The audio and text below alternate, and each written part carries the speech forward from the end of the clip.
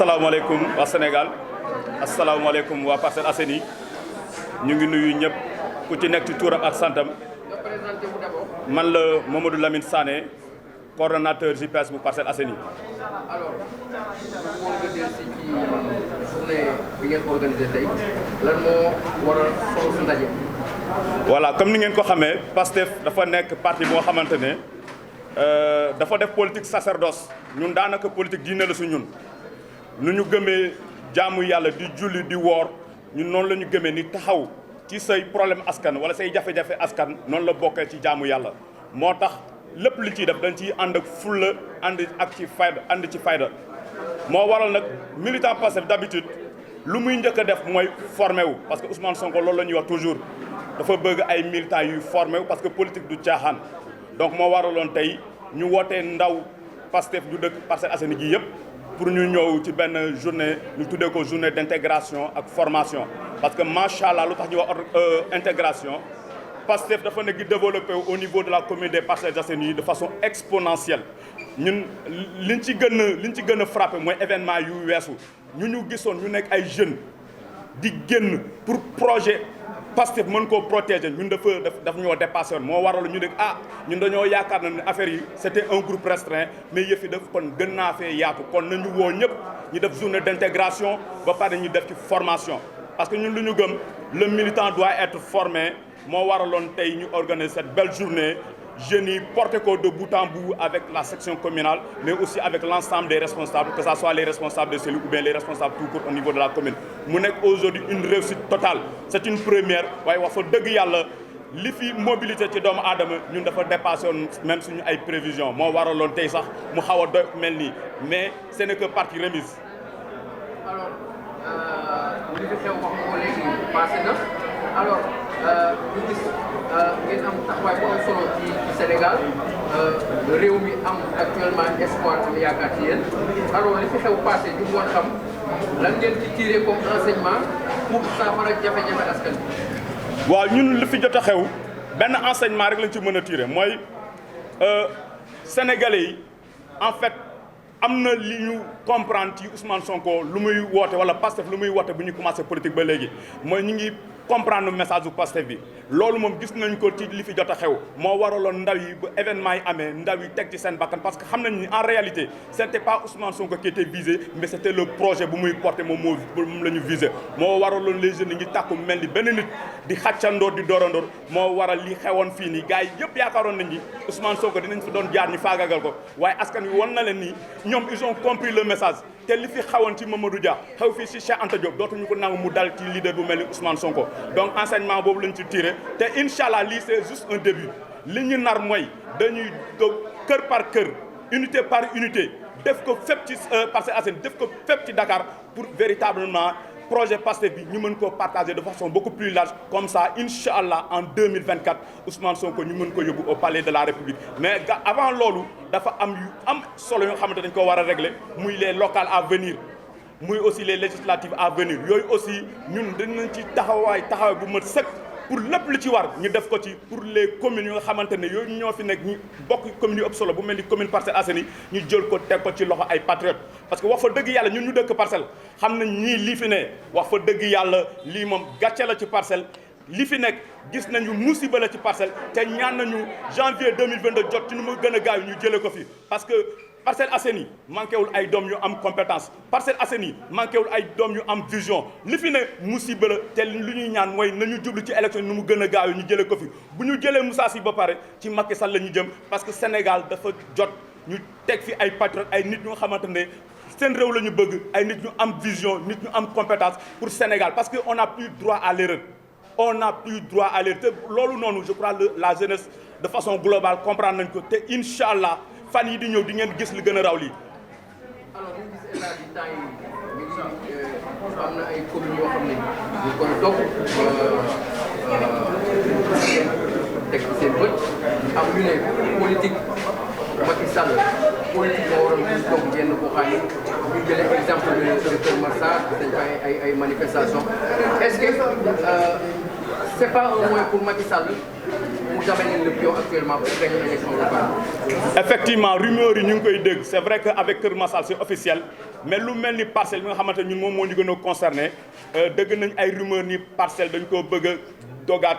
dogaat comme ni ñu ko defee woon en 1996 parce que incohérence mënul toll nii li mel ni Parcelles Assainies unité 1 ba 26 nga xaaj ko ci digg jël la lay def ko Guédiawaye jël lii def ko Parcelles ñu naa déet ñu bëgg a jëlaat beneen mesure encore bëgg ne dañ koy diviser waat ñun loolu duñ ko nangu tey duñ ko nangu ëllëg te Macky Sall na préparé wu ndax xam ne Parcelles waay du ñu nangu kenn muy diviser seen commune dafa doy sëg ñun kay lu ñuy laaj mooy unité ba unité 6 unité 1 ba unité 6 nu ñuy def ñu rattaché ko ci biir commune Parcelles Assainies parce que dañ leen soxla fii la ñu bokk donc loolu lañ koy wax loolu nag na ko xam duñ ko nangu parce que xam nañ ni c'est juste des calculs politiciens ñoo nekk derrière te ñun la jeunesse ñu nekk fii Parcelles dootuñu ko nangu na ko xam liñ fi defoon en 1996 2021 bii ni mënoo fa xew donc Macky Sall na xam loolu bu fekkente ne dafa traversé esprit na ko tegaat lépp si suuf bu def loolu dina gis li raw li mu gisoon weer yi passé.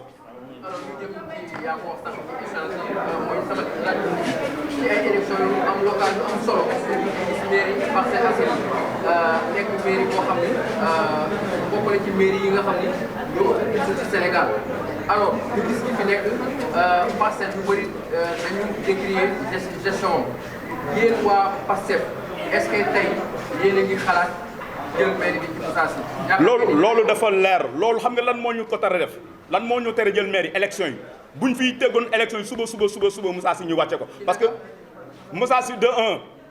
moom ak Macky Sall daanaka ñoo yem seen vision weesuwul seen buntu kër Moussa Sy amul compétence Moussa Sy amul xam-xam Moussa Sy boole na ci yarideeku na loolu Parcelles yëpp ñoo ko ànd wax te ñun dootuñu nangu des maires comme ça des maires incompétents yu xamante ne lenn rek la ñu man mooy détournement stade bii nii nekk suñu ginnaaw mais 9 ans ba léegi stade bi mënul pare vous croyez que ça c'est normal stade bi nga xamante ne 9 ans ñu ngi koy tabax mënul pare mu bàyyi ba élection di waaju jot muy ne dafay parce que Moussa Sy en réalité ñëpp xamee nañ ko parce que c'est un grand manipulateur ci manipulation la mës a dëkk donc loolu ñun on a compris son jeu bu fekkente ne Macky Sall ak ñu ànd ak moom comprendre ñu jeu ñun waa Parcelles Assainies waxuma sax waa Pastef ñun waa Parcelles Assainies Moussa Sy dañoo doyal ci moom te incha allah janvier 2022 incha allah Moussa Sy dootul nekk maire des Parcelles Assainies parce que on a décidé ñun waa Parcelles élire un maire patriote muy le coordonnateur de Pastef Parcelles Assainies. Le mot de la fin remercier ñëpp parce que wax fa dëgg yàlla bu ngeen gisee lii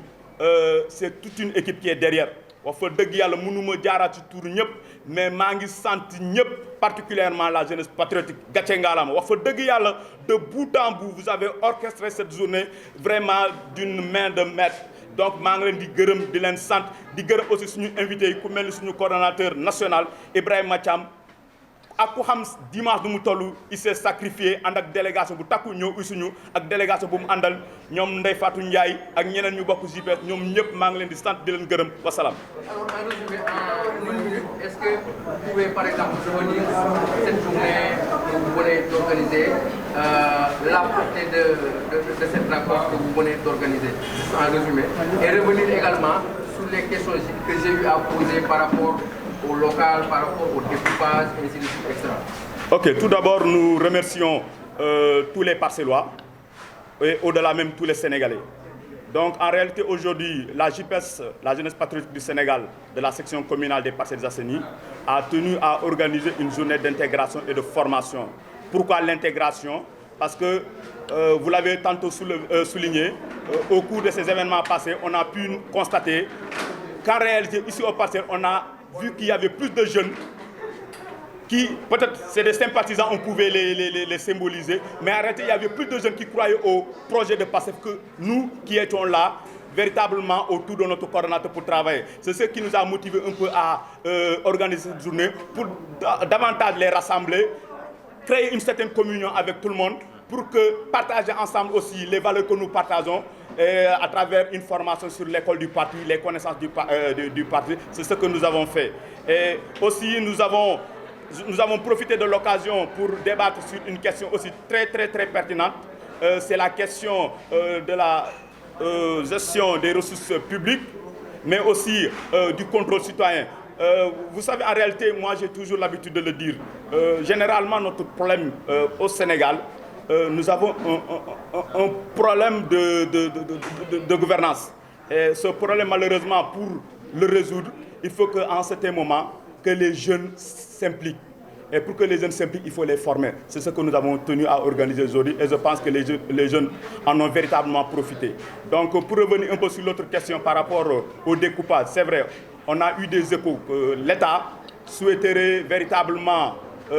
dans ses manœuvres politiciennes, découper encore à nouveau la commune des Parcelles Assainies. Mais nous disons à Macky Sall que cette fois-ci, ça ne passera pas.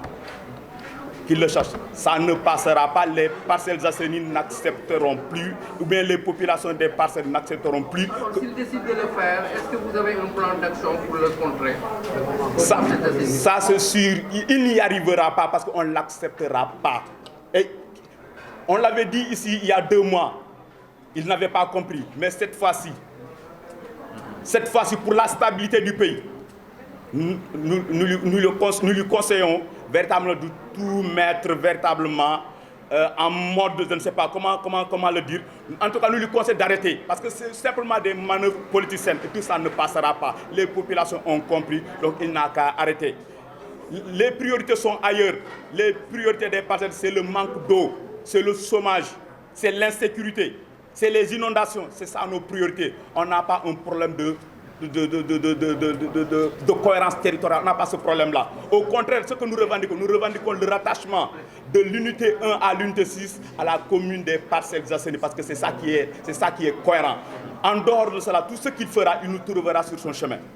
Alors, c'est quoi le mot de la fin? Bon, le mot de la fin, c'est juste encore remercier l'ensemble des jeunes qui sont là. Parce que si aujourd'hui cette journée a été belle, a été une réussite, c'est parce qu'il y a toute une équipe derrière qui se sont mobilisés